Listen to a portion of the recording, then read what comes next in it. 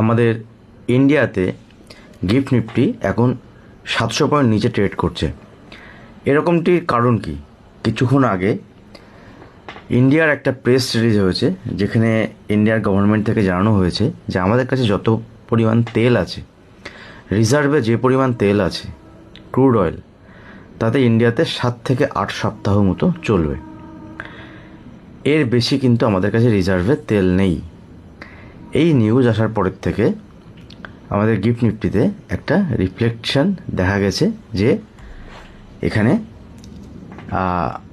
আমাদের মার্কেটের একটা প্যানিক সিচুয়েশন।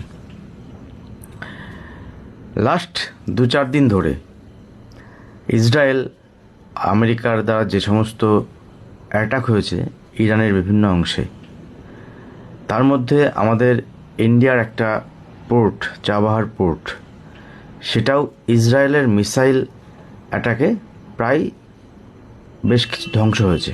পুরোটা ধ্বংস না হলেও বিক্ষিপ্তভাবে ধ্বংস হয়েছে। তার মানে ইসরায়েল কোনো অন্যভাবে আমাদের ইন্ডিয়াকেও ছাড়েনি।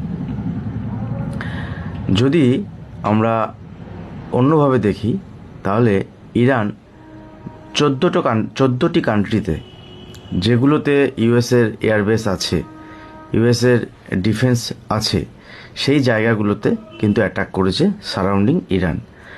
এবং তার মধ্যে অন্যতম যে আরামকো, সৌদি আরবের সবথেকে যে অয়েল প্রডিউসিং কোম্পানি বা রিফাইনিং কোম্পানি, এই কোম্পানিতে উপরেও, মানে এই কোম্পানি না, এই যে রিফাইনিং সিস্টেম আছে, এখানেও কিন্তু ইরান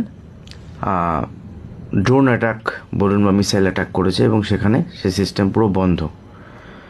আন্তর্জাতিক যদি আমরা সিচুয়েশন দেখি তাহলে ওভারঅল বিমান পরিষেবা বন্ধ। ইভেন ইউরোপ কান্ট্রি থেকেও যদি কোনো বিমানে করে আমাদের ইন্ডিয়াতে আসতে হয় তাহলে মধ্যপ্রাচ্যের দেশের উপর দিয়েই আসতে হয়, তো সেটাও এক প্রকার বন্ধ। তো এই যে ক্রুড অয়েলের যে সিচুয়েশান, এটা যে হরমুজ প্রণালী যেটা আছে, দ্যাট মিনস পারস্য উপসাগর থেকে আরব সাগরে আসার জন্য যে রাস্তা, সেই রাস্তা ইরান বন্ধ করে দিয়েছে এবং টোটালি ক্লোজ। এবং ইরান এটা ডিক্লেয়ার করেছে যদি অন্য কোনো কান্ট্রির অন্য কোনো জাহাজ ওখানে দেখা যায়, তারা তার উপরে অ্যাটাক করবে।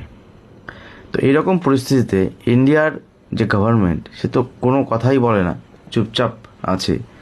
কিন্তু আমি সন্ধ্যেবেলাতে একটা ভিডিও আপনাদের সঙ্গে শেয়ার করেছিলাম, বিকেলবেলাতে, সেখানে